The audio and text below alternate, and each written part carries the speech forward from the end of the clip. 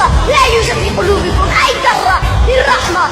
تقتلون الأطفال والنساء وكانوا يحملون صواريخ. بالطبع هكذا يا أصدقائي، كان الأطفال والنساء يحملون صواريخ. أنت كاذب، أنت وكل جيشك، أنتم كاذبون. أنتم ليس في قلبكم ذرة واحدة من الرحمة. أنتم أيها الفسقة الظلمة، أنتم يا أبناء اليهودية. والله سنحرر فلسطين. والله سنسجد ركعات شكر لله، ولكن في المسجد الأقصى إن شاء الله سنحرر فلسطين.